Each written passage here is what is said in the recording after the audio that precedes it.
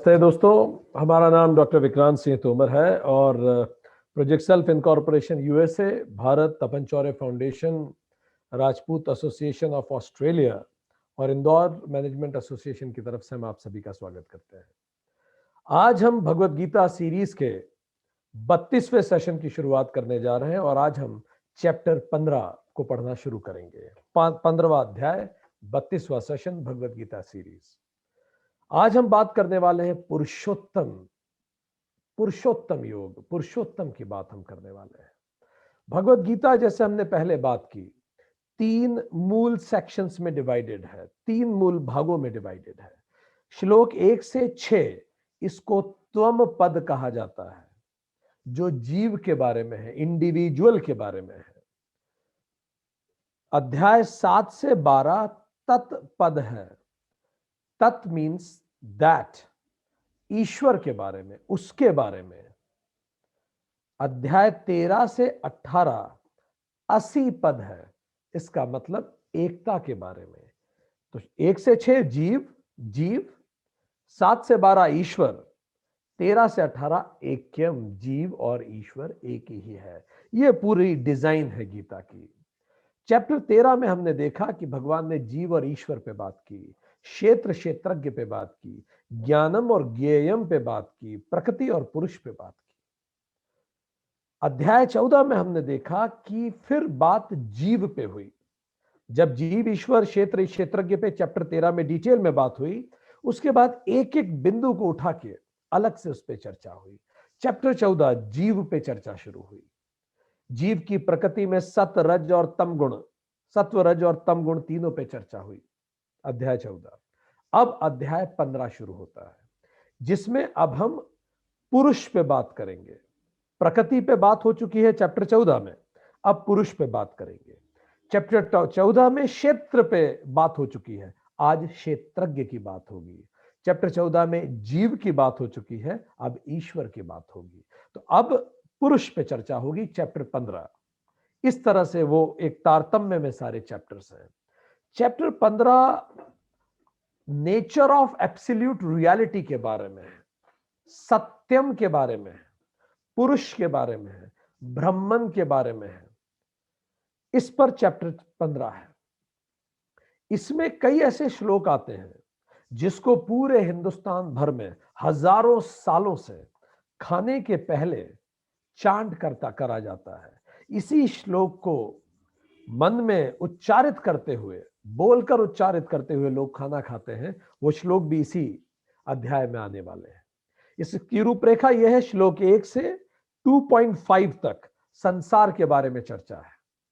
श्लोक 2.5 से 6 तक मुक्ति के साधन पर चर्चा होगी। श्लोक 7 से श्लोक 11 तक जीव ही ब्रह्म है पे बात होगी। श्लोक 12 से 15 तक जगत ही ब्रह्म है, इस पे बात होगी। और श्लोक 16 से 18 तक पुरुष ही ब्रह्म है, इस पे बात होगी। श्लोक 19 से 20 इस ज्ञान की महिमा, ग्लोरी ऑफ दिस नॉलेज पे चर्चा होगी। तो ये इस अध्याय की मूलतः रूपरेखा है। चलिए शुरुआत करते हैं। अध्याय 15 बहुत खूबसूरत अध्याय, बहुत गूढ़तम अध्याय, वो अध्याय जिसको बहुत ज्यादा मंत्रों में उच्चारित किया जाता है। चलिए शुरुआत करते हैं। पहला श्लोक संसार के बारे में भगवान बताना शुरू करते हैं। भगवान ये बताते हैं कि ये जो संसार है, ये एक वृक्ष के समान है, द ट्री ऑफ लाइफ। वृक्ष का शाब्दिक अर्थ होता है which can be cut down, जो अस्थिर हो, जिसको खत्म किया जा सकता है, जो चिरकालीन नहीं रहेगा। और इस वृक्ष का नाम भगवान ने बताया अश्वत्थम वृक्ष। अश्वत्थम मतलब पीपल का पेड़। तो एक उन्होंने उदाहरण लिया कि ये जो पूरा जगत है, श्लोक 1 में भगवान बताते हैं, ये एक पीपल के वृक्ष की समान है। अश्वत्थम शब्द भी बड़ा गूढ़ शब्द है। श्व का मतलब होता है कल, टुमारो। स्थ का मतलब होता है जो रहेगा। तो अश्वत्थ मतलब जो कल भी रहेगा। ठीक, स्वस्थ मतलब, श्व और स्थ मतलब जो कल भी रहेगा। श्व का मतलब कल, स्थ का मतलब जो रहेगा, और अश्वस्थम मतलब जो कल नहीं रहेगा। सो अश्वत्थम मतलब जो आज है किंतु कल नहीं होगा, वही ये संसार है। ठीक, तो ये वृक्ष जो है ये एक टेम्पररी वृक्ष है। World is a temporary drama, एक तात्कालिक ड्रामा है। We are too temporary to have permanent problems in life. हम बहुत क्षणिक हैं जीवन में स्थायी समस्याओं के लिए। और फिर ये वृक्ष की क्वालिटी क्या है? ऊर्ध्व मूलम। ये ऊर्ध्व ऊपर, मूलम इसका मूल ऊपर की तरफ है। ये अनुपम वृक्ष है, इसमें जड़ें ऊपर हैं और उसकी लताएं नीचे हैं, उसकी पत्तियां नीचे हैं। इन्वर्टेड पेड़ है ये, जिसकी जड़ें ऊपर है, शाखाएं नीचे हैं। ये भी बड़ा अजीब मालूम होता है पढ़ के, ऐसा कैसा वृक्ष जिसकी जड़ें ऊपर होती हैं और जिसकी शाखाएं नीचे होती है। भगवान ने कहा संसार का वृक्ष ऐसा ही है। यहां ऊर्ध्व मूलम के 3 अर्थ हुए। पहला, जड़ें ऊपर है। जड़ों का मतलब जो इस पूरी संसार का रचेता है वो ऊपर है। यूनाइटेड कॉन्शियसनेस, यूनिवर्सल कॉन्शियसनेस, वो परम पिता, वो परम पद, वो एनर्जी, वो कॉन्शियसनेस जिसके हम सब रूप हैं, वो ऊपर है। ऊपर का मतलब छूने में ऊपर नहीं है, ऊपर का मतलब सुपीरियर है, हायर है। कहीं आसमान या स्वर्ग की बात नहीं हो रही कि वो स्वर्ग में है, इट इज हायर। उसी से हम निकले हैं। जैसे जड़ों से पेड़ बनता है, जैसे बीज से पेड़ बनता है, तो वो बीज ऊपर है, पहला अर्थ। इसलिए ये ऊर्ध्व मूलम है, उसी से हम निकले हैं। ऊपर का मतलब स्पेस में ऊपर नहीं, ऊपर का मतलब सुपीरियर, वो हायर कॉन्शियसनेस है। हम लोअर कॉन्शियसनेस है, इसलिए तो हम खुद को नहीं पहचान पाते ना, खुद को हम नहीं समझ पाते। दूसरा और अर्थ है इसका, दूसरा अर्थ इसका यह है कि जिस प्रकार एक बीज से पूरी शाखाएं निकलती हैं, उसी प्रकार ये सारा मैनिफेस्टेड वर्ल्ड जिसको आप छू सकते हैं, जिसको आप देख सकते हैं, ये उसी से निकला है। बीज जो होता है वो तो छोटा सा होता है, पर जब वो वृक्ष बनता है तो कितने रंग होते हैं उसमें, इतनी सारी स्पीशीज, इतने सारे मनुष्य, इतने सारे रंग, वो सब उसी बीज में छुपे होते हैं। इसलिए भी ऊर्ध्व मूलम, उससे ये निकला है सब कुछ। और तीसरा एक और अर्थ है इसके इन्वर्टेड, उल्टा होने का। जैसा गीता में भगवान पहले कह चुके हैं कि जब आम संसारी सोता है तब साधु जागता है, और जब साधु सोता है तो दुनिया जगती है। तो जिसको दुनिया सीधा कहती है, साधु उसको उल्टा कहता है, और जिसको साधु उल्टा कहता है, दुनिया उसको सीधा कहती है। इस बात को समझ लेने जैसा है। जिसको साधु सीधा कहता है, राजा जनक के दरबार में जब यह बात हुई कि सबसे बड़ा दानी, सबसे बड़ा त्यागी जो है उसको सम्मान किया जाएगा, सबने ऋषि याज्ञवल्क्य के उदाहरण दिया कि आप उन्हें सम्मान दीजिए क्योंकि वो सबसे बड़े त्यागी हैं। दुनिया जिसको त्याग समझती थी, तो उन्होंने ऋषि याज्ञवल्क्य का नाम दिया कि आप सबसे बड़े त्यागी हैं।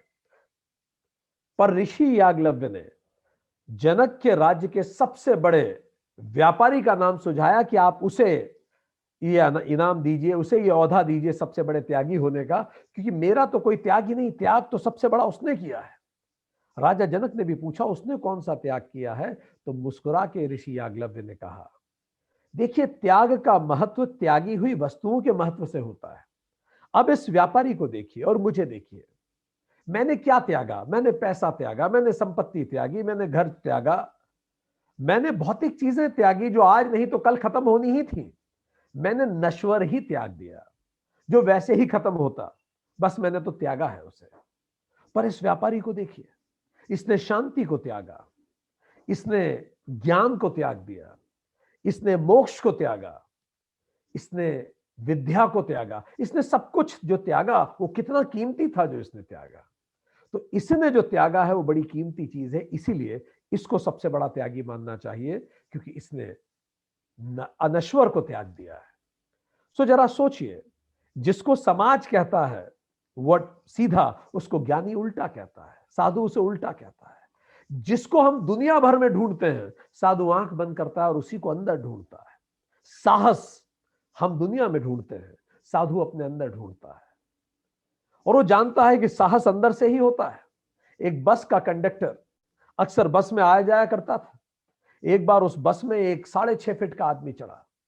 कंडक्टर तुरंत उसके पास गया और कंडक्टर ने पूछा, पैसे? हमेशा सबसे पूछता था। उस आदमी ने हाथ ऐसे फोल्ड करके बोला, बिग जॉन पैसे नहीं देता। सुन के बड़ा खराब लगा कंडक्टर को।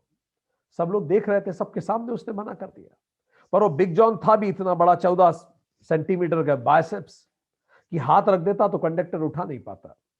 तो कंडक्टर चुप होकर वहां से चल दिया। कुछ समय बाद अगले दिनों फिर से बिग जॉन चढ़ा। कंडक्टर फिर उसके पास गया और बोला, पैसे?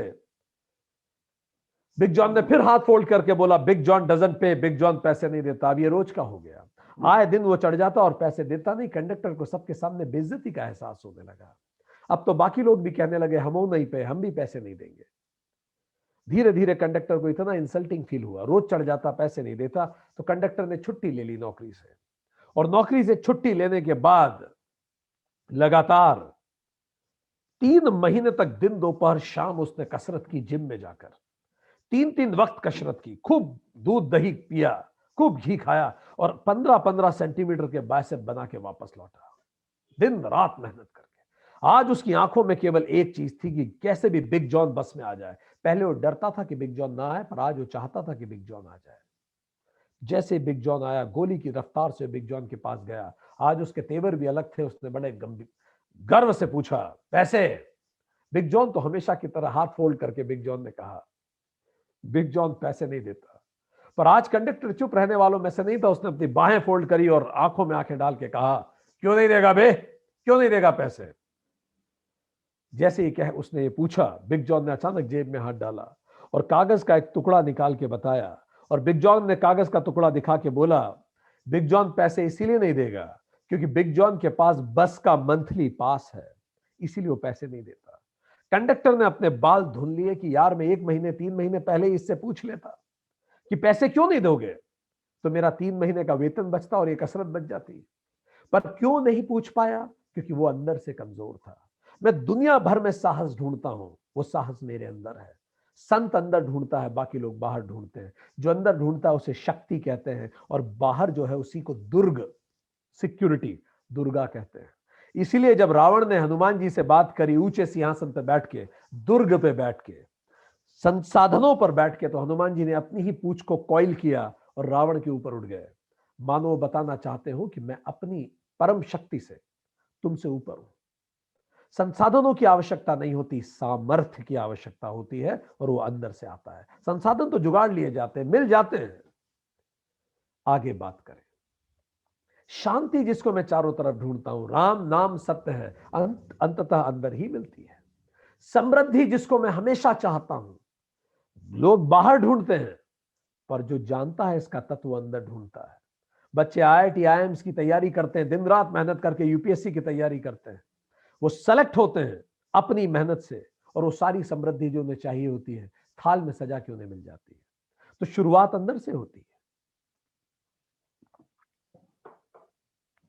सो आप जो भी बाहर देख रहे हो वो आपके अंदर ही है, पर हम बाहर देखते हैं।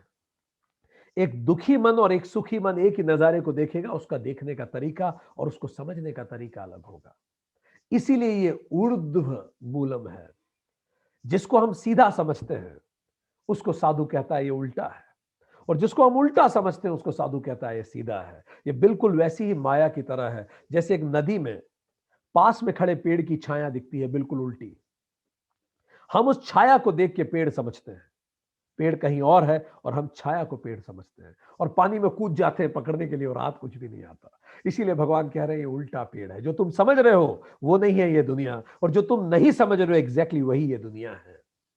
एक साधु था, एक भिखारी था, बहुत समय से भीख मांग रहा था। पूरा जीवन उसका भीख मांगते मांगते गया। इतना लंबे समय तक भीख मांगते मांगते फिर उसकी मृत्यु हो गई। नहाता भी नहीं था, सालों नहीं नहाया। तो जब उसकी मृत्यु हो गई, उसके कपड़ों में ऐसी बदबू, इतनी तेज बदबू कि लोगों ने उसको पहले तो उसकी अंत्येष्टि की जैसे तैसे, नाक बंद करके, फिर उसके कपड़े अलग से जलाए। इतनी बदबू, लोगों को लगा जहां वो बैठता है वहां भी उन्होंने सैनिटाइज किया ताकि बदबू कम हो। पर किसी के दिमाग में आया ये जिस जगह बैठा है इसकी मिट्टी भी खुरोच दो। वो मिट्टी भी फेंका हो कहीं, क्योंकि इतनी बदबू में मिट्टी भी सड़ चुकी होगी। तो लोगों ने मिट्टी खोदी। तो जब मिट्टी खोदी, उसके नीचे कई बड़े बड़े जवाहरात निकले, गड़ा खजाना था। लोगों ने सोचा ये बेचारा भिखारी जिंदगी भर दुनिया भर की तरफ देखता रहा भीख के लिए, उसी जगह बैठ के भीख मांगता रहता था। काश उसने अपने अंदर नीचे देखा होता, और उसके नीचे गड़ा खजाना था।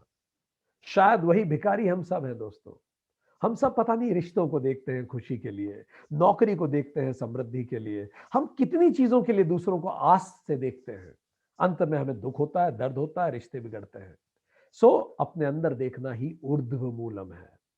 और ये तो वहां से शुरू हुआ है।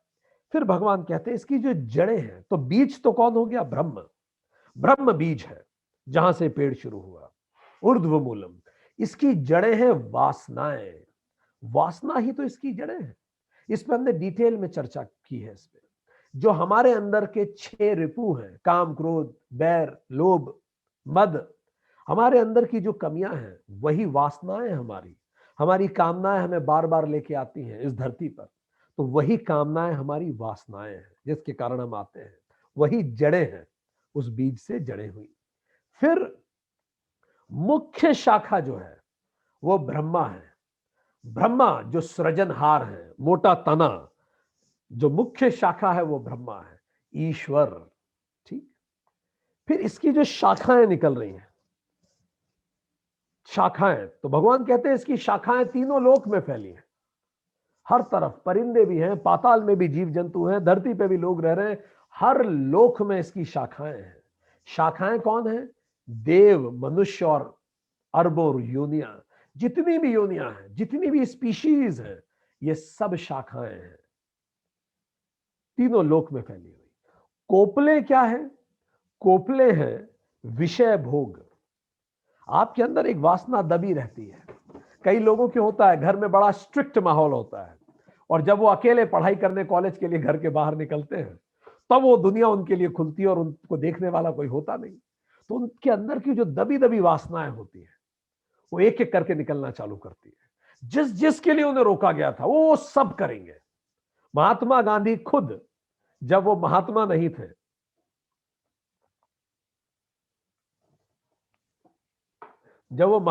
थे, और जब वो साउथ अफ्रीका गए, तो या फिर लंदन भी जब गए थे, तो जब लंदन गए थे पढ़ाई के लिए, ब्रिटेन गए थे, कौन सा क्लब डिस्को उन्होंने छोड़ा था? सारे व्यसन उन्होंने करने का प्रयास किया। कारण जिस जिसके लिए मना किया, सारे एक्सपेरिमेंट्स ऑफ लाइफ उन्होंने किए। सो एक कोपले होती है हमारे अंदर, जो छुपी छुपी दबी दबी इच्छाएं होती है, जब कोई नहीं देख रहा होता हम उन्हें पूरी करते हैं। विषय भोग ही कोपले हैं। पत्ते क्या हैं इसके?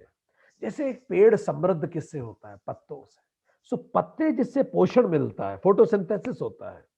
सो पोषण किससे मिलता है? तो वो है वेद।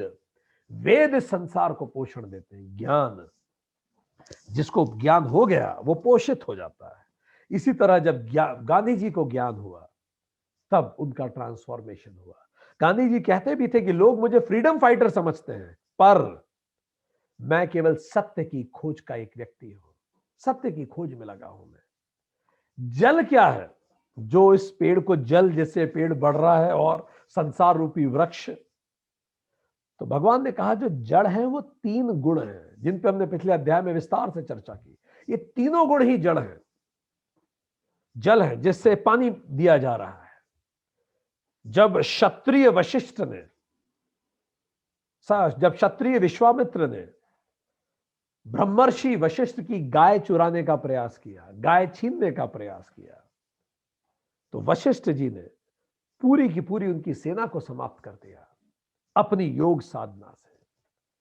तब विश्वामित्र को लगा कि यह सारा सांसारिक ताकत तो किसी काम की नहीं, इनकी आध्यात्मिक ताकत के सामने। तो उन्होंने निर्धारित किया कि मैं भी ब्राह्मण बनूंगा, भले क्षत्रिय पैदा हुआ तो क्या हुआ। पर जो क्षत्रिय गुण था उनके अंदर वो बड़ा गहरा था। अथक तपस्या की, वो ऋषि बने, वो महर्षि बने, वो राजर्षि बने। बट स्टिल उस समय जब तक ऋषि वशिष्ठ किसी को ब्राह्मण ना कहते, कोई ब्राह्मण नहीं माना जाता था। ब्राह्मण योग्यता से होता था व्यक्ति।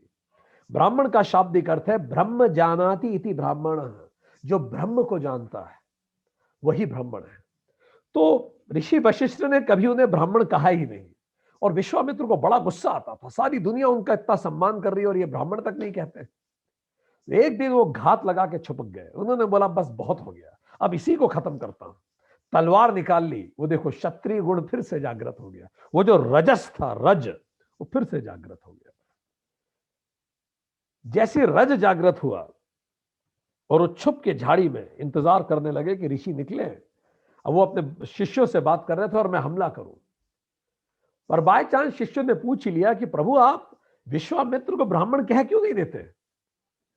वशिष्ठ ने कहा कि उसमें सारे गुण हैं, वो महान है, उसकी आत्मा बहुत बहुत ज्ञानी आत्मा है वो, बट अभी भी अहंकार शेष है। अहंकार समाप्त हो गया पर निर्मूल नहीं हुआ है उसका अहंकार, अभी भी रज जरूरत से ज्यादा है। वो रज को मरना होगा, कम होना होगा, और उसकी जगह सत्व को थोड़ा और बढ़ने की जरूरत है। बस वो होते ही मैं उसे ब्राह्मण बोल दूंगा। बस ये सुनते ही विश्वामित्र को समझ में आ गया उसकी कमी क्या है, अभी तक उसके अंदर का रज समाप्त नहीं हुआ। वो ब्राह्मण भी छीन के बनना चाहता है। वो तुरंत वशिष्ठ के पैरों में उन्होंने लोट लगा दी और बोला प्रभु मुझे माफ कर दे, बहुत भारी भूल हुई। ऐसे पद कोई छीने जाते हैं, सत्व कोई छीना जाता है, ये तो अंदर से आता है। वशिष्ठ ने उनके सर पे हाथ रख के बोला आज तू ब्राह्मण हो गया, जैसे ही तू एकाकार हो गया यूनाइटेड कॉन्शियसनेस से, तू ब्राह्मण हो गया। सो भगवान ने कहा कि ये गुण ही हमें रोक के रखते हैं। और ये गुण कैसे हैं, ये संसार कैसा है, भगवान बताते हैं श्लोक 3 में, ना आदि है ना अंत है इसका, ना स्थिति है, कब से चला आ रहा है, प्रलय प्रभव होता जाता है, आदि अंत नहीं है, और स्थिति भी नहीं है क्योंकि क्षणभंगुर है, आज है और कल नहीं होगा। तो श्लोक 1, 2 और 3 में ऊर्ध्व मूलम वृक्ष के बारे में चर्चा हुई। अब प्रश्न आता है जो संसार रूपी वृक्ष है, इसको काटा कैसे जाए, कैसे इससे मुक्त हुआ जाए। सो श्लोक 3 में ही भगवान बताते हैं इसका शस्त्र क्या है, दृढ़ वैराग्यम। दृढ़ वैराग्य, दृढ़ वैराग्य का क्या मतलब होता है? वैराग्य का मतलब डिटैचमेंट, अपने आप को डिटैच करना। तो वैराग्य का मतलब जो भी लोअर है उससे डिटैच कर लेना, जो भी कमतर है उससे खुद को दूर कर लेना, और जो भी हायर है उससे खुद को जोड़ लेना। बेहतर से जोड़ना और कमतर को छोड़ देना, इसी को वैराग्य कहते हैं। चीजों को सही तरीके से देखना। कैसे देखना? वर्ल्ड इज नॉट प्रॉब्लम, संसार समस्या नहीं है, अटैचमेंट इज द प्रॉब्लम, लगाव समस्या है। डिजायर प्रॉब्लम नहीं है, डिजायर तो होती है, मन है तो डिजायर होगा ही। Binding desires is the problem, कि जब तक ये नहीं मिलेगा मैं खुश नहीं होऊंगा। कामनाएं स्वतः है, आ जाती हैं, वो समाप्त नहीं होती, बट उन पर खुशी को निर्भर कर देना ये गलत है। रिलेशन प्रॉब्लम नहीं है, एक्सपेक्टेशंस प्रॉब्लम है। सो वैराग्य का मतलब संसार छोड़ना, कामना खत्म कर देना, रिश्ते छोड़ देना, ये नहीं है। वैराग्य का मतलब अटैचमेंट छोड़ देना, बाइंडिंग डिजायर छोड़ देना, एक्सपेक्टेशन छोड़ देना, इस तरह से। ठीक, ऑब्जेक्ट्स प्रॉब्लम नहीं है, डिपेंडेंस प्रॉब्लम है। आईफोन लेना, फरारी चलाना, फरारी होना प्रॉब्लम नहीं है। अगर मैं अपनी सेल्फ इमेज को उस पर डिपेंडेंट कर लूंगा तब समस्या है, मेरी सेल्फ वर्थ उस पर निर्भर होने लगे तो समस्या है। तो भगवान ने वेपन बता दिया, कैसे काटा जाएगा? वैराग्य से।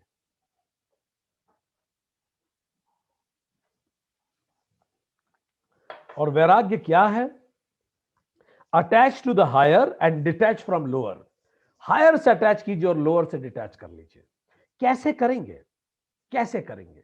ये जो डिटैच और अटैच करना बड़ा मुश्किल होता है। हम तो एक छोटी छोटी यादों से खुद को डिटैच नहीं कर पाते, यादें हॉन्ट करती हैं हमें। कैसे सॉल्व करें? 5 स्टेप्स हैं, गौर से सुनिए।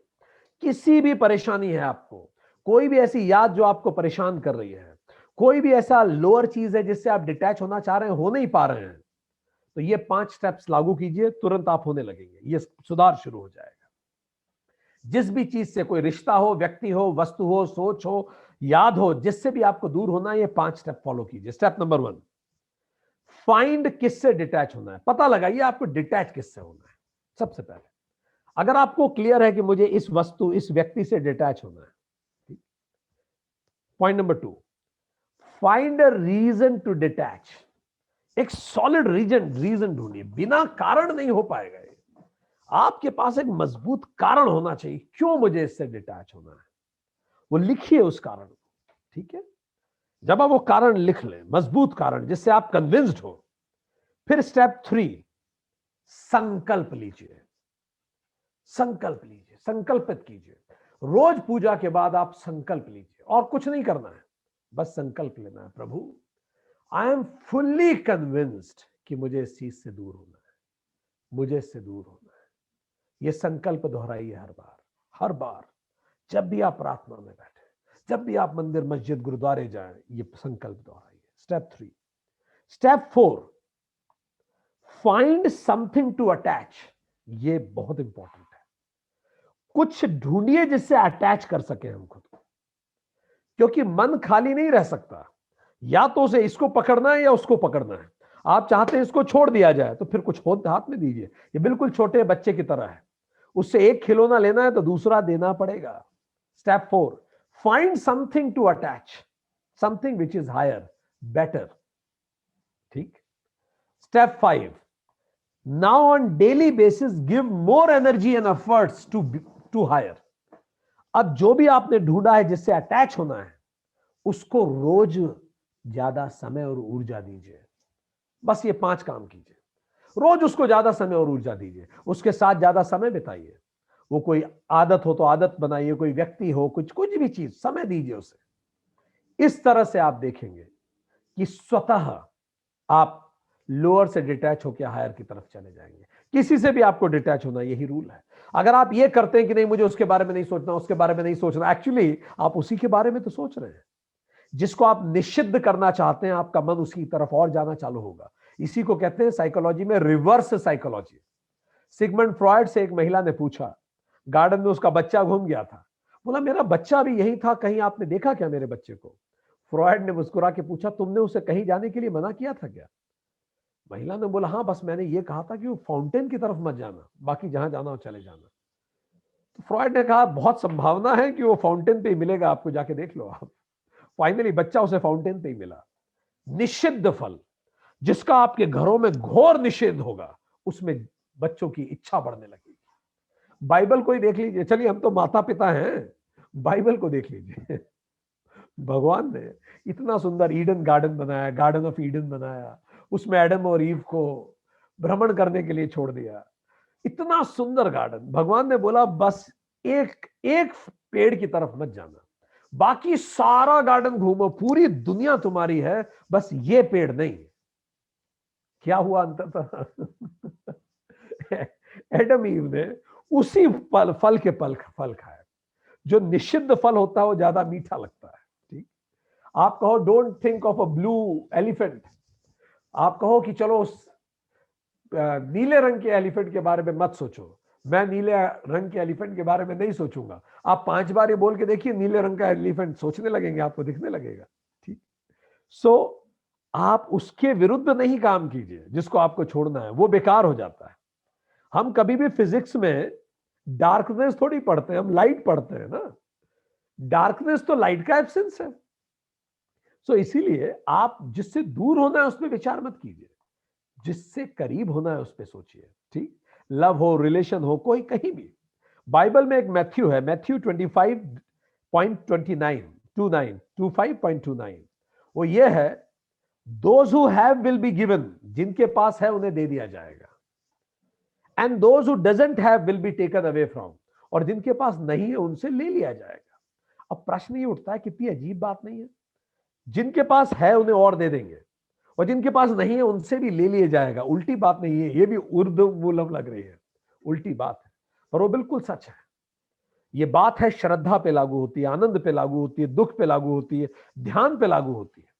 आज आप दुखी हैं, ठीक, अब आपके अंदर दुख है, आपके अंदर सुख नहीं है, कम है, तो जितना है वो भी ले लिया जाएगा। शाम तक आप और दुखी हो जाएंगे, 10 चीजें और सोच लेंगे आपके जीवन में और खराब क्या है।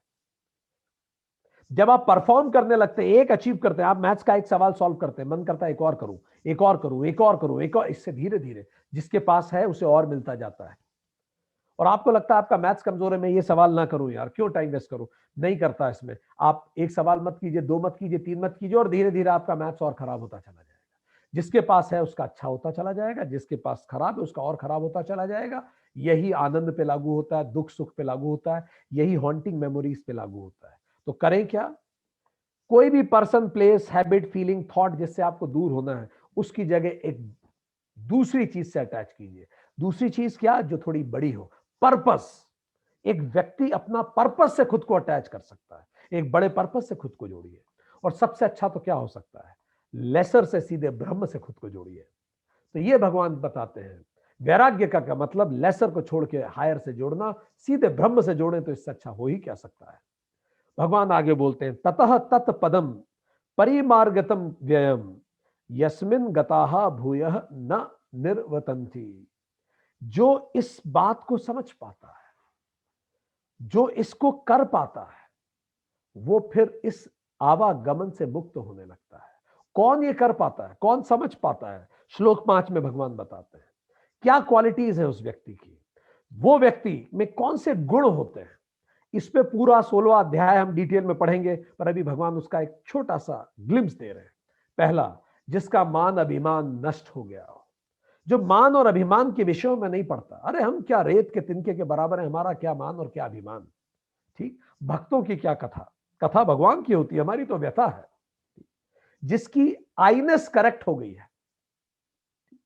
बाइबल में एक मैथ्यू है, मैथ्यू 5.3, उसमें कहा है, blessed are those who are poor in spirit. सुनने में फिर से उर्दू मूलम लगेगा। ब्लेस्ड वो हैं who are poor in spirit, वो स्पिरिट में गरीब है। यहां गरीबी का मतलब कंगाली नहीं है, यहां गरीबी का मतलब खालीपन है। जो खाली हो गए, अपने अहंकार से खाली हो चुके हैं, जिनको अपने अज्ञान का ज्ञान है, तुम्हें पता है हम पूरे खाली हैं, दे आर सो मॉडेस्ट, ऐसे लोग ब्लेस्ड हैं। ठीक, क्योंकि यहां वही आता है जिसको कुछ नहीं आता, नहीं तो हम धरती पे आते ही नहीं, तो अहंकार की कोई बात नहीं। दूसरी क्वालिटी, जो मोह से परे हो गया हो, निर्माण मोहा, मोह से परे हो गया हो, आइनस, एंड देन जो मेरा है माइनस, उससे भी परे हो रहा हो, जिसने आसक्ति को जीता हो, थर्ड क्वालिटी, अनासक्त हो गया हो। फोर्थ क्वालिटी, नित्य रूप से परमात्मा में स्थित, आध्यात्म नित्याह, हर चीज में ग्रेटिट्यूड, सब कुछ तेरे कारण है, हम किस लायक हैं, सब कुछ तेरे कारण है। तेरे का मतलब something higher which inspires me to be my best. कुछ हायर क्वालिटीज, ये पूरा ब्रह्मांड जो मुझे इंस्पायर करता है बेहतर करने के लिए। हायर भगत सिंह के लिए भारत हो सकता है, गांधी के लिए हायर मानवता हो सकती है, मदर टेरेसा के लिए हायर मानवता हो सकती है, something which is higher than yourself. लगातार उसमें नित्य रहना और अपने हर कर्मों को वहीं समर्पित करना। एक बड़ा साहूकार था, सेठ था, बहुत ज्यादा, उसने बहुत सारे भिखारियों को 50 रुपए दिया करता था भीख में। हर सप्ताह में 50 रुपए सारे भिखारियों को मिलते थे। पुरानी बात है काफी, और बिल्कुल पक्के से मिलते थे। उस समय बहुत बड़ी रकम होती थी 50 रुपए। अभी हुआ यह कि एक बार 2 सप्ताह तक भिखारियों को 25-25 रुपए मिले, तो एक भिखारी बड़ा नाराज हो गया। वो जो कारिंदा आया था उस सेठ का, बोला कैसे आदमी हो यार तुम लोग, पैसे कम क्यों दे रहे हो? तो उस व्यक्ति ने बोला कि अरे वो सेठ जी की बेटी की शादी है, उसमें लाखों रुपए खर्च हो रहे हैं, तो अभी थोड़ा पैसा बचा रहे हैं सेठ जी, क्योंकि लाखों रुपए उस शादी में खर्च होंगे। फिर भिखारी ने बोला यार तुम्हारा सेठ बड़ा भिखारी है, हमारे पैसे से अपनी बेटी की शादी कर रहा है, मतलब मेरे पैसे से वो अपनी बेटी की शादी कर रहे हैं। और वो सेठ का कारिंदा हंसने लगा कि तुम्हारे पैसे। वो भिखारी इतने समय में, ही नेवर गॉट टाइम, इतने समय तक उसको पैसे मिलते रहे, उसने कभी धन्यवाद नहीं दिया। आज थोड़ा सा कम हो गया, उस पर अधिकार जमाने लगा यही हम करते हैं। अरे जो अभी आपके घर के बाहर कार खड़ी है, उस कार से आप ऑफिस जाएंगे, पहुंचेंगे कि नहीं ये भी पता नहीं है। तो हर पल हर क्षण ग्रेटिट्यूड, उस हायर में अवस्थित होना। पांचवा, कामनाएं पूर्ण रूप से निर्बीज हो गई हो। उसकी कामनाएं निर्बीज हो गई हो, निवृत्त काया। ठीक। The why we will need to the body, अगर पूरी कामनाएं समाप्त हो गई तो फिर हमें शरीर चाहिए ही क्यों, हम आएंगे ही नहीं नीचे। ठीक। सिक्स्थ, सुख दुख के द्वंद्व से मुक्ति। सुख दुख संज्ञो द्वंद्वे विमुक्ता। ये क्वालिटीज, इसकी डिटेल में चर्चा अगले अध्याय में होनी ही है। ये जिसमें क्वालिटीज होती, ही गोज टू परम पद, वो परम पद तक जाता है।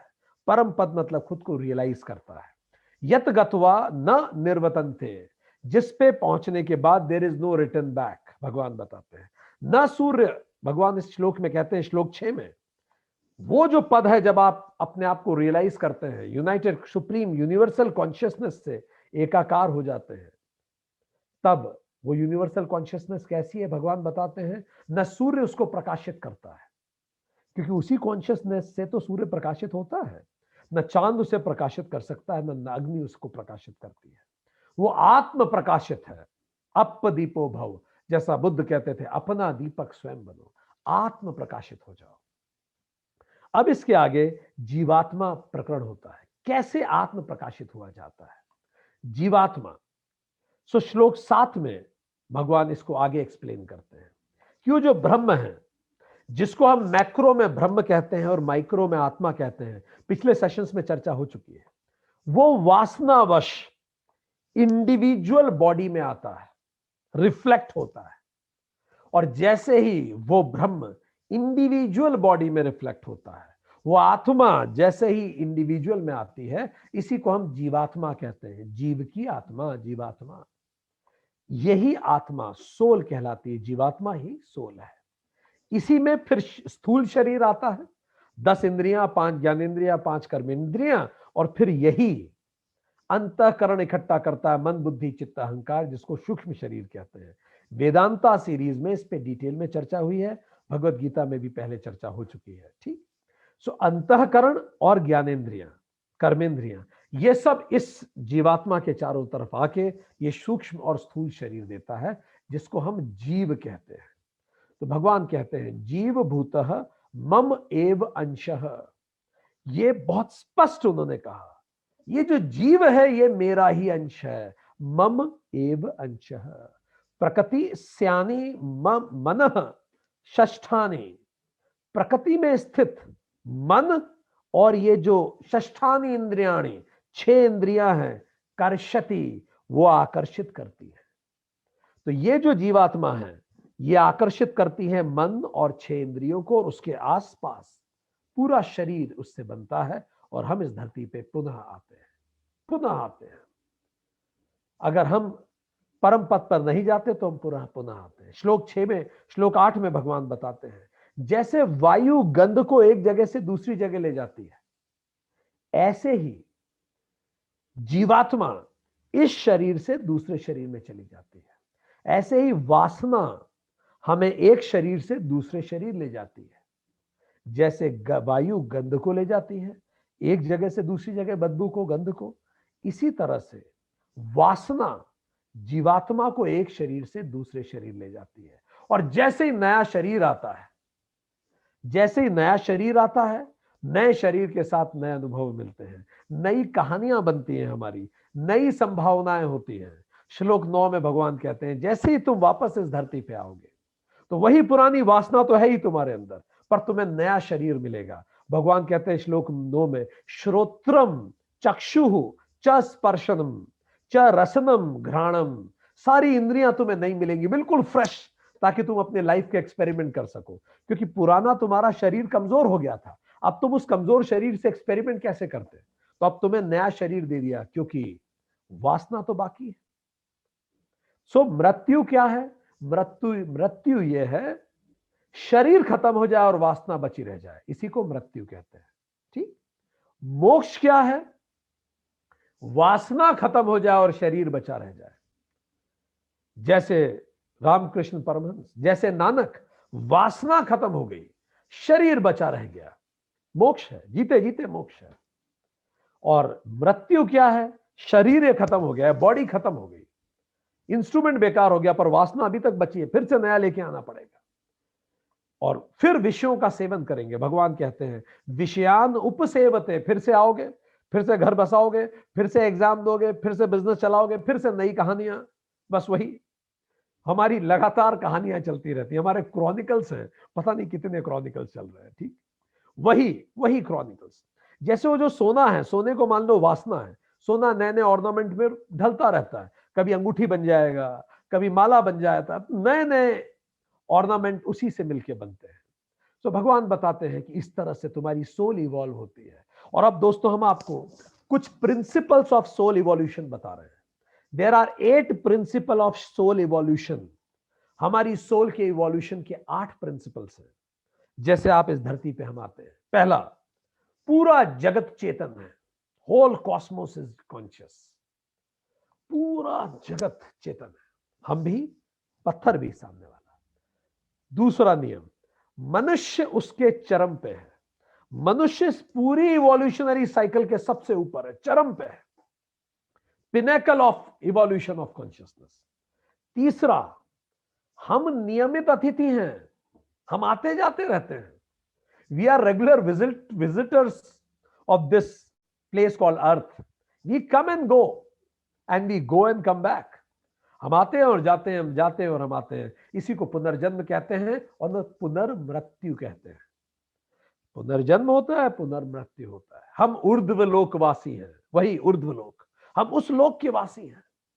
We are not human beings having spiritual experience, we are spiritual beings having human experience। हम यहां आते हैं ताकि हम एक्सपेरिमेंट्स कर सकें। प्रिंसिपल नंबर 4, हम आते क्यों हैं? हम यहां सीखने के लिए आते हैं। We come here to learn। Principle number 4, सीखने के लिए आते हैं। क्या सीखने के लिए आते हैं? तो अर्थ एक स्कूल है, धरती को मान लीजिए एक स्कूल है। वी लैंड टू लर्न, हम लैंड ही सीखने के लिए किए हैं। क्या सीखना है? छठ रिपु, जो हमारे अंदर 6 कमियां हैं, काम, क्रोध, ईर्ष्या, बैर, लोभ, मद, इन सबको ये मान लीजिए 6 सेमेस्टर हैं। सेमेस्टर्स आपको क्लियर करने, अलग अलग पेपर्स हैं, बहुत सारे पेपर्स हैं। हर जैसे काम में खूब सारे पेपर्स हैं, क्रोध में बहुत सारे पेपर्स हैं। तो ये 6 सेमेस्टर हैं भाई हमारे यहाँ पास आउट होने के लिए। परिस्थितियां क्या हैं जितनी आती है? प्रैक्टिकल एग्जाम्स हैं, दीजिए। सत्संग क्या है जो आप कर रहे हैं? ये थ्योरेटिकल क्लासेस हैं, सीखिए। जगत क्या है? ये प्रैक्टिकल सेशंस है। अभी जाइए और जगत में प्रैक्टिकल कीजिए इसका, अभी समझ में आ जाएगा थ्योरी कितनी क्लियर हो रही है। ठीक, तो आसपास के लोग क्या हैं? ये हमारे क्लासमेट्स हैं। ठीक, इनमें से कुछ सोलमेट्स भी हैं। मुश्किल लोग कौन है? जो बड़े क्रिटिकल लोग हमें मिलते हैं, बड़ा दुख परेशान कर देते हैं हमें, देयर आर प्रैक्टिकल टीचर्स, वो प्रैक्टिकल लेने आते हैं। डिग्री क्या मिलेगी? यहां मोक्ष की डिग्री मिलेगी जब हमें पता पड़ जाएगा अहम ब्रह्मास्मि। ठीक, नहीं मिल पाई तो पेपर में फेल हो गए तो एटीकेटी मिलेगी, allowed to keep term, ATKT, इसी को रिबर्थ कहते हैं, एटीकेटी, फिर से एग्जाम में। ईयर बैक भी कई बार लग जाता है। ईयर बैक का मतलब कई लोग इतने डफर होते हैं कि वो डिवोल्यूशन हो जाता है। आए तो इवोल्यूशन करने थे, पर डिवोल्यूशन हो जाता है कई लोगों का। ठीक, वो नहीं पढ़ा था अपने पेपर में कुछ समय पहले, एक बच्चे को इंजीनियरिंग में 9वां साल हो गया, 8 साल कर चुका था इंजीनियरिंग, पास ही नहीं हो पाया। 9th ईयर भी उसने अप्लाई किया। As per university norms, degree के समय के डबल से ज्यादा समय नहीं आपको दिया जा सकता, तो उसको मना कर दिया। तो जब उसे मना कर दिया तो उसने कोर्ट में केस कर दिया, और कोर्ट में केस करके जज से कहा कि मुझ पे दया कीजिए। तो जज ने उस लड़के के हाथ जोड़ के बोला, आप, हम आप पे क्या दया करेंगे, अब आप हम पे दया कीजिए और इंजीनियरिंग छोड़ दीजिए, डिवोल्यूशन, फिर से 12th कीजिए और फिर से आइए। Clearing paper, evolution. अटेम्प्ट्स कितने हैं? 84 लाख। 84 लाख योनियां देते रहिए अटेम्प्ट, किसी को जल्दी नहीं है, आपको हो तो ठीक है। 5वां नियम, जीवन एक चुनाव है, लाइफ इज अ चॉइस, हर पल हर समय चॉइस है।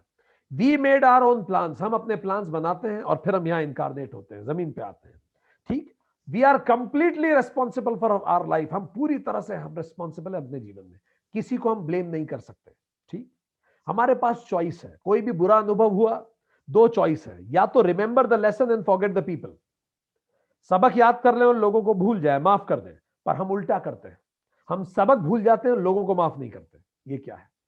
ठीक, करना चाहिए, लोगों को माफ कीजिए, सबक को याद कीजिए। हम सबक याद नहीं करते और लोगों को माफ नहीं करते, ये गलत है। It's a choice. हमारे पास दो ही चॉइस है, इधर लर्न और ग्रो, सीखो और आगे बढ़ो, अगले सेमेस्टर में जाओ। नहीं तो दूसरा क्या है? Don't learn and repeat. सीखो मत और इसी को रिपीट होने दो, बार बार आओ और यही अनुभव लो फिर से। Soul plans, soul theme, soul purpose, ये इसीलिए बने, हम आते हैं बार बार। प्रिंसिपल नंबर 6, कर्म ही हमारे आने जाने का कारण है। हम आते जाते क्यों हैं? कर्म के कारण आते जाते हैं। हर thought, feeling, word and action, इसी को तो वासना कहते हैं। कर्म मतलब वासना है, वही हमें लाती है। याद रखिए, कर्म कोई पनिशमेंट सिस्टम नहीं है, it is an educational tool. ये सिखाने के लिए है। ठीक, कर्म का मतलब हो गया hands on practical training to improve.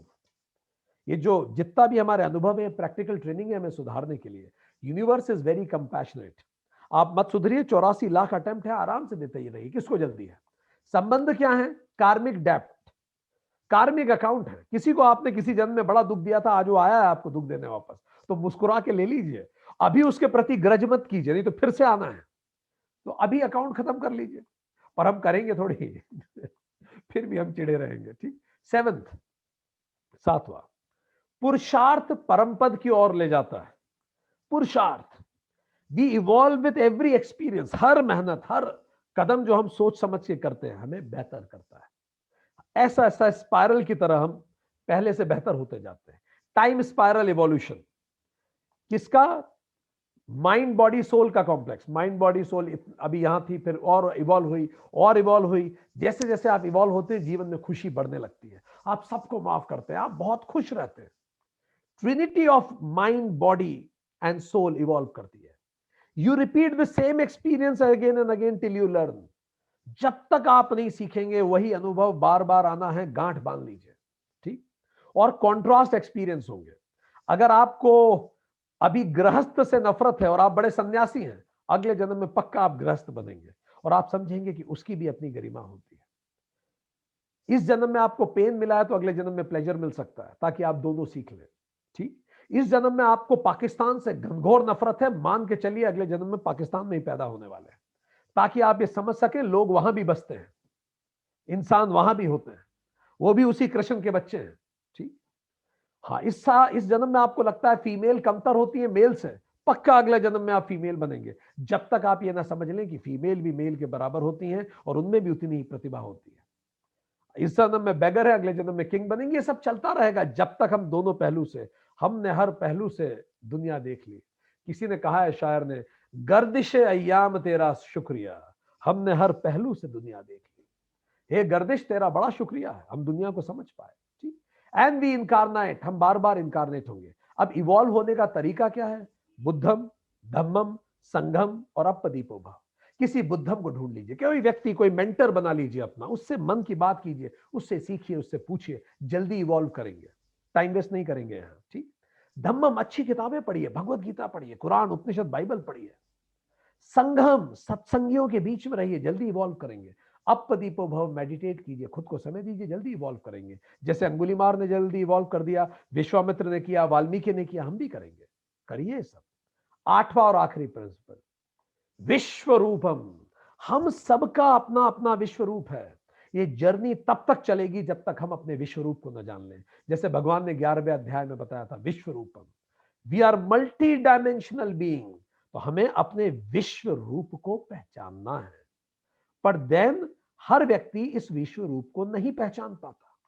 ठीक, क्यों नहीं पहचान पाता? भगवान श्लोक 10 में आप बताते हैं, स्थितम उत्क्रांतम, जब हम आते हैं, स्थित होते हैं, जीवन उत्क्रांतम मतलब मृत्यु होती है, जाते हैं वापस, भुंजनम, फिर से आते हैं और फिर भोगते हैं।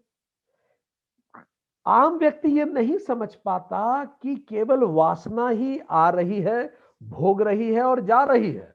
ये तीनों गुणों की वासना है। आत्मा ना आ रही है, ना भोग रही है, ना जा रही है, वो तो हमेशा है।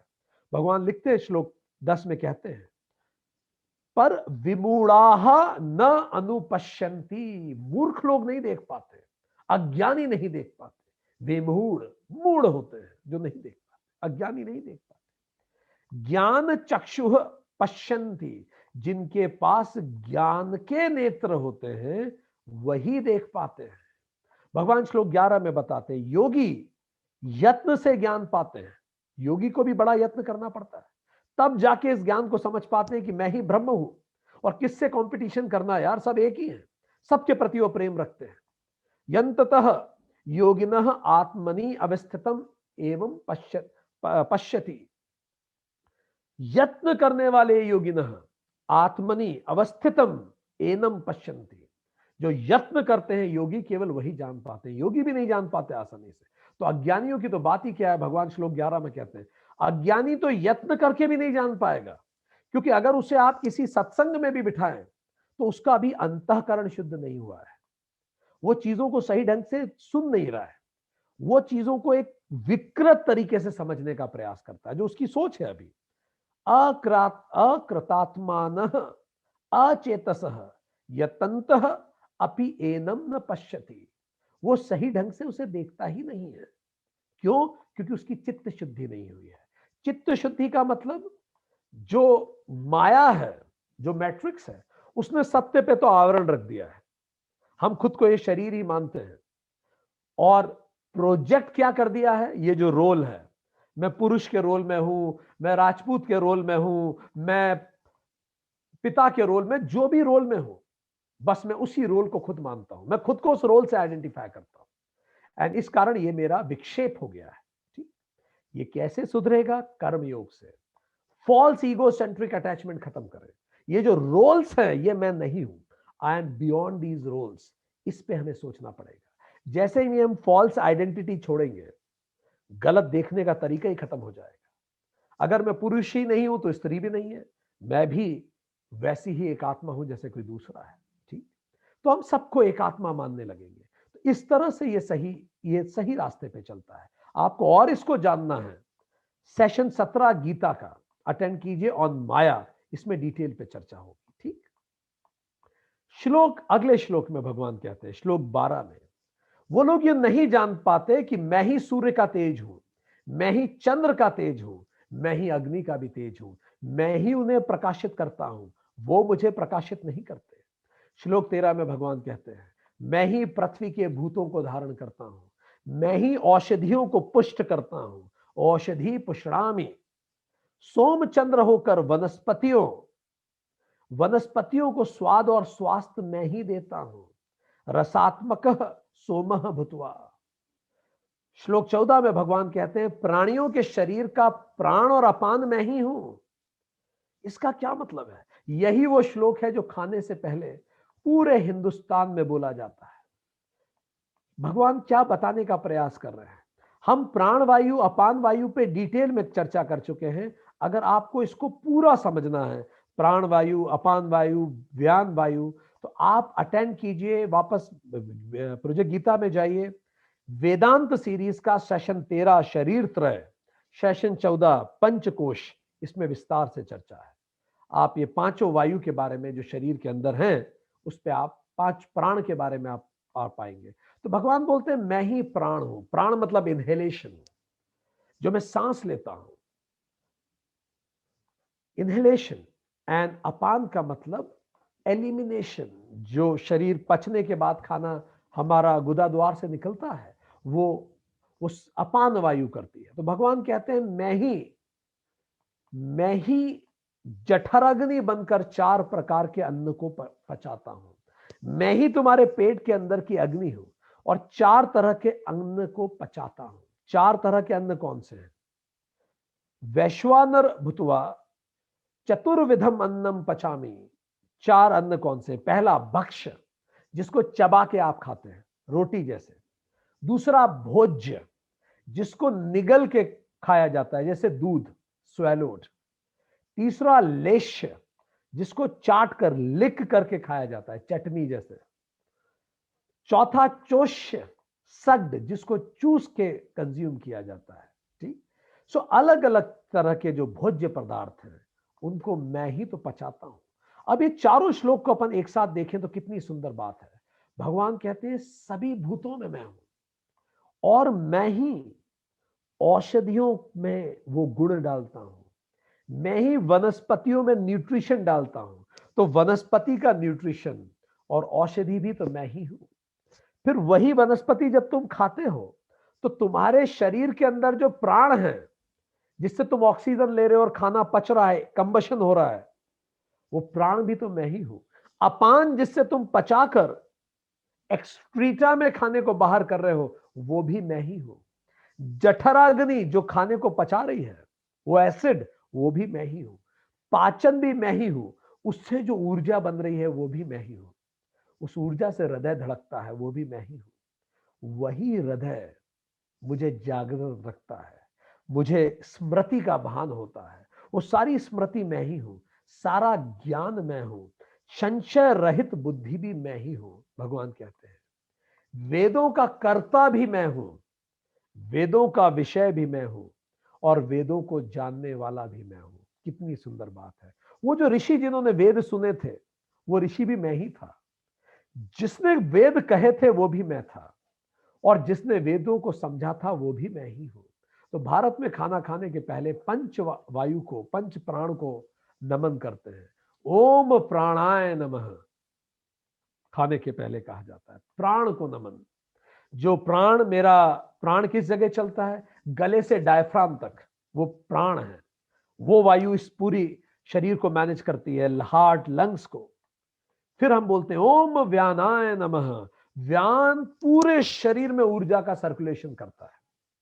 पूरे शरीर में ब्लड फ्लो व्यान से ही होता है, व्यान व्यान से। जहां भी एनर्जी की कमी होती है, व्यान वहां एनर्जी लेके जाता है। ओम व्यानाय नमः। ओम अपानाय नमः। अपान नेवल से पेरिनम तक, नेवल से नीचे का जो हिस्सा है, हमारी बेली बटन से नीचे का जो हिस्सा है, वहां की जो वायु है उसको अपान कहते हैं। स्मॉल, लार्ज इंटेस्टाइन, पूरा रिप्रोडक्शन सिस्टम, यूरिनरी सिस्टम, इसी से रिप्रोडक्शन होता है, इसी से इजैक्यूलेशन ऑफ स्पर्म होता है, इसी से मेंस्ट्रुअल साइकिल होती है, सब इसी से होता है। इसके डिस्टर्ब होने से सब डिस्टर्ब हो जाता है। ओम समानाय नमः फिर कहा जाता है। समान डायफ्राम और नेवल के बीच में जो है वो समान वायु है। स्टमक, पाचन इससे होता है पूरा, पैनक्रियास। ओम उदानाय नमः। उदाना, उदान गले के ऊपर, पूरा मस्तिष्क इस वायु से चलता है। तो जब भी हम खाना खाते हैं, हम शरीर के पांचों हिस्सों में सोचते हैं। यहां हम बोलते हैं उदान वायु, तो हम कैसे बोलते हैं? ओम प्राणाय नमः यहां के लिए, ओम व्यानाय नमः पूरे शरीर के लिए, ओम अपानाय नमः, फिर ओम समानाय नमः नेवल के नीचे, ओम उदानाय नमः गले के ऊपर। इन सबको प्रभु मैं जो खाता हूं, ये पूरे शरीर को पौष्टिक करे। ठीक। श्लोक 15 में भगवान कहते हैं प्राणियों के हृदय में अंतर्यामी के रूप में मैं ही तो स्थित हूं। मुझसे ही स्मृति है, मुझसे ही ज्ञान है, मुझसे ही संशय रहित बुद्धि है। तो कितना सुंदर भगवान कहते हैं च सर्वे वेदे ही अहम, सारे वेद में ही तो हूं। एव वेद, और जानने वाला भी मैं ही हूं, जानने योग्य विषय भी मैं ही हूं। वेदांत कृत, वेदों को कृत करने वाला भी मैं ही हूं। च वेदवित, और वेदों को पढ़ने वाला भी मैं ही हूं। सो भगवान इसीलिए इस श्लोक को हमेशा खाने से पहले पूरे हिंदुस्तान में पढ़ा जाता है। भगवत गीता के श्लोक नंबर 13, 14, 15, ये तीनों श्लोक को खाने से पहले पढ़ा जाता है। चैप्टर 15 के श्लोक नंबर 16 फिर भगवान बताते हैं इस संसार में दो प्रकार के पुरुष हैं। जब ये जान जाते हो कि मैं ही हूं, तब तुम इस बात को जानोगे कि दो पुरुष हैं। एक शर जो खत्म हो जाएगा, क्षेत्र जिसको कहा, देखिए अब सब कंसोलिडेट हो रहा है। ठीक, चैप्टर 13, 14 कंसोलिडेट हो रहा है। जो क्षेत्र है, अपरा है, शरीर है, जड़ है, नाशवान है, सर्वभूतानि शरह, सभी भूत शर है, खत्म हो जाएंगे। इसको क्या कहा? शर पुरुष, खत्म हो जाने वाला पुरुष। पर वो भी उसी परमात्मा का मैनिफेस्टेशन है। ठीक। दूसरा क्या है? अक्षर पुरुष। अक्षर कौन सा?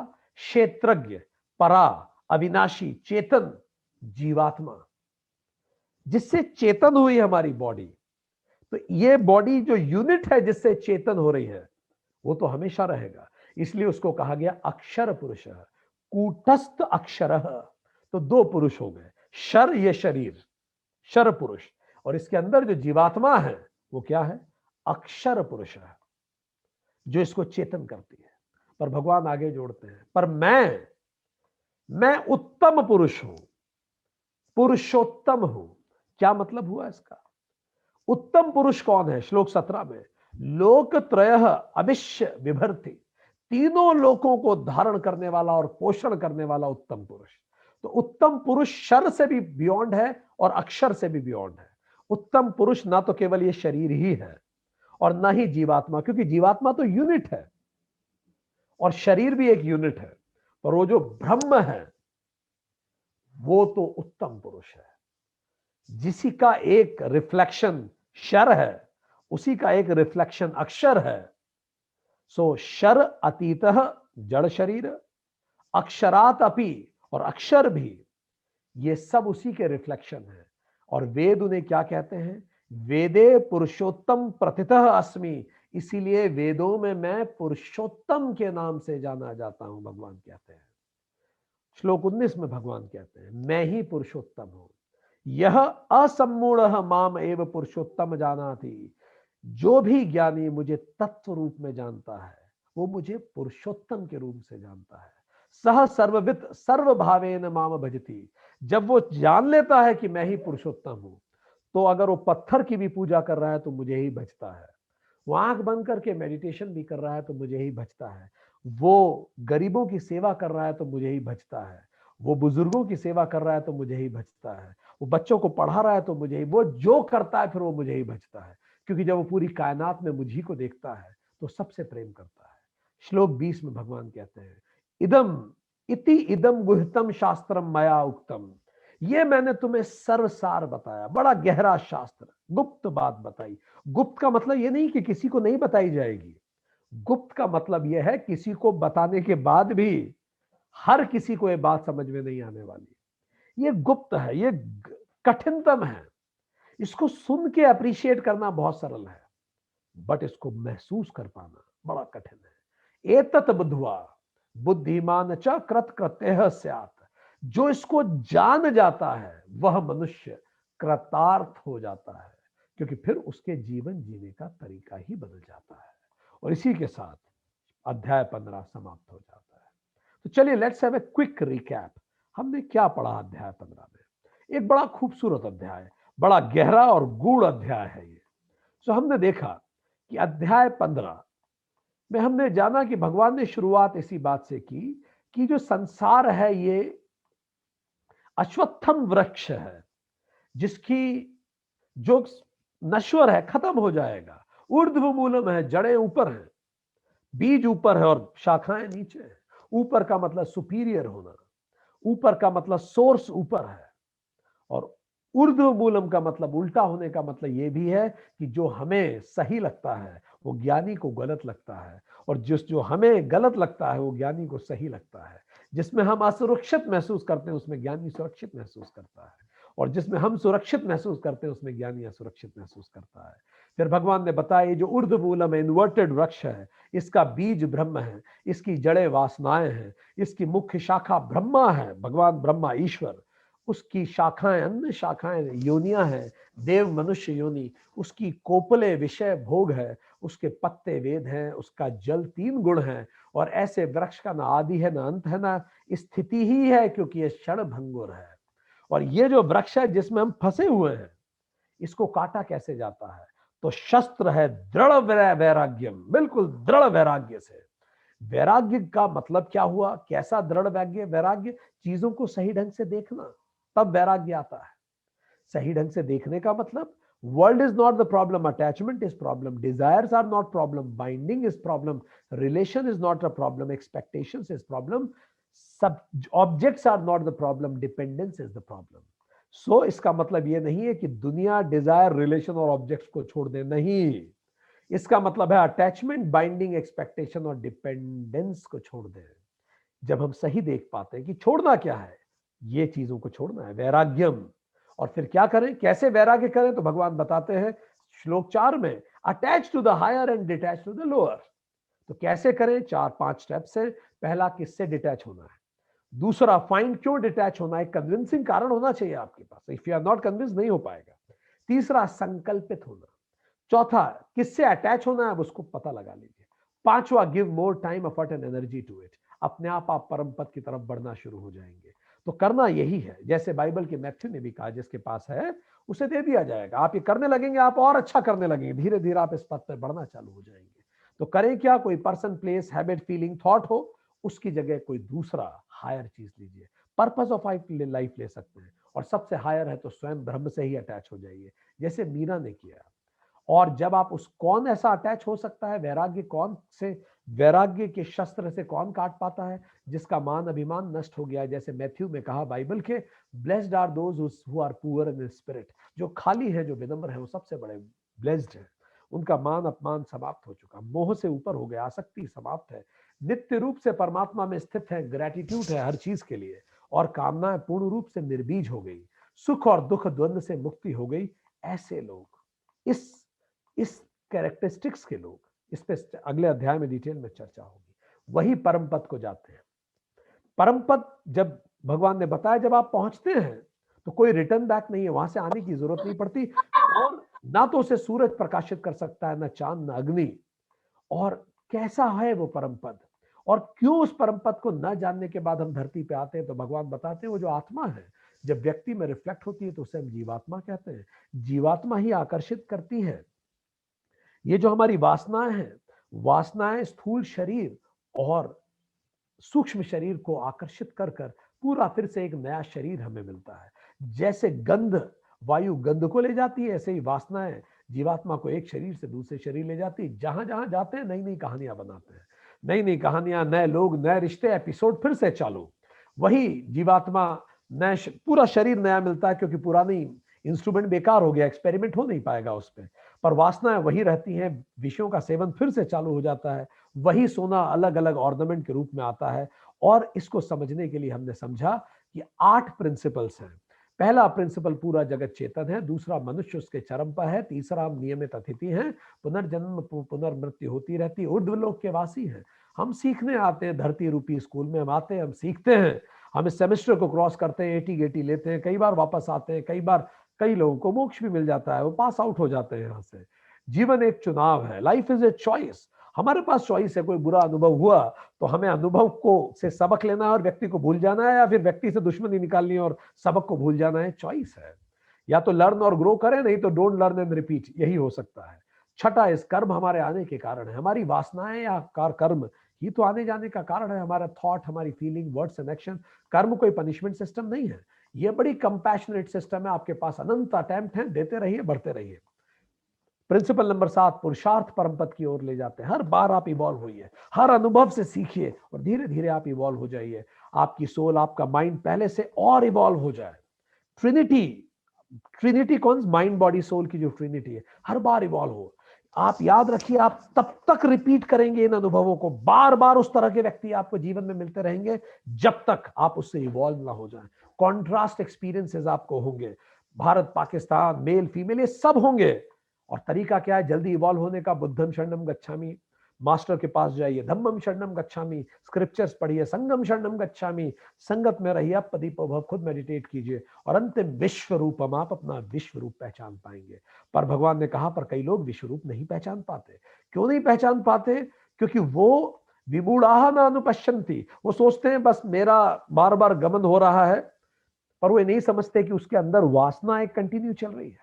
मैं नया व्यक्ति नहीं हूं, वही वासना बार बार मुझे खींच के लाती है, बार बार मुझे खींच के लाती है, और असंख्य अटेम्प्ट में दिए जा रहा हूं, पर मैं हूं कि सीखने का नाम ही नहीं लेता। फिर मैं गुस्सा कर देता हूं, फिर मेरे अंदर लालच आ जाता है, पता नहीं कब सीखूंगा मैं। भगवान कहते हैं, योगी भी यत्न से सीख पाते हैं, और अज्ञानी तो यत्न करके भी नहीं सीख पाते हैं, क्योंकि उन्होंने अंतःकरण ही शुद्ध नहीं किया, उन्होंने खुद पे काम नहीं किया। उन्होंने सेशंस अटेंड कर लिए हैं, पर कर्म योग करके फील्ड में जाकर उन्होंने अंतःकरण को शुद्ध नहीं किया, उसको जीना चालू नहीं किया। कर्म योग पूरा वेदांत में एक्सप्लेन्ड है, वेदांत पढ़िए, कर्म योग सुनिए, भगवद गीता सीरीज, वेदांता सीरीज में। और आवरण, सत्य छुप जाता है, विक्षेप, माया का यही काम है, फॉल्स प्रोजेक्शन हो जाता है। हम रियल को छोड़ के रोल्स में उलझ जाते हैं, हम ब्रह्म को छोड़ के इस जीव संसार में अटक जाते हैं, और इस कारण हमारा योग फलित नहीं हो पाता। तो भगवान ये कहते हैं कि वो नहीं समझ पाता कि मैं ही सूर्य का तेज हूँ, चंद्र का तेज हूँ, अग्नि को प्रकाशित मैं ही करता हूँ, भूतों को धारण करता हूँ, औषधियों को भी मैं ही, वनस्पतियों को भी मैं ही ऊर्जा देता हूँ, शरीर, अपान, प्राण, जठराग्नि, अपाचन, ऊर्जा, हृदय, स्मृति, ज्ञान, संशय रहित बुद्धि, ये सब मैं ही तो हूं। मैं ही वेदों का कर्ता विषय और वेदों का जानने वाला भी मैं ही हूं। इन्हीं श्लोकों को खाने से पहले बोला जाता है ताकि मन और शुद्ध होता है। भगवान ने बोला कि मैं ही तो कभी शर भी हूं और कभी अक्षर भी, ये शरीर भी मैं ही हूं, इसको खराब मत करो, इसको गंदा मत समझो, ये भी मैं ही हूं। कई लोगों ने समझा कि शरीर तो बेकार है अगर ये नश्वर नहीं, ये परमात्मा अगर मंदिर है, परमात्मा अगर भगवान है तो ये मंदिर है शरीर, इसको भी सुंदर रखिए। शर भी परमात्मा है। This body is the gift of God to us and how do we keep this body, it is the return gift to the God. तो भगवान कह रहे हैं शरीर भी भगवान है, शर पुरुष है, और इसके अंदर की जो जीवात्मा है वो अक्षर पुरुष है। और शर और अक्षर पुरुष किसके अंग हैं, किसका हिस्सा है, किसका रिफ्लेक्शन है, पुरुषोत्तम का। तो कहते हैं मैं ही तो वो पुरुषोत्तम हूं जिसके तुम हिस्से हो, और तुम्हें किसी चीज की चिंता की जरूरत क्या है, तुम तो अनंत लोक के वासी हो। जैसे स्वामी विवेकानंद कहते हैं अमृतस्य पुत्र है, हम अमृत के पुत्र हैं, हमें किसी चीज की परेशान होने की जरूरत नहीं है। बियॉन्ड शर्म, शर से भी ऊपर और अक्षर से भी ऊपर हो।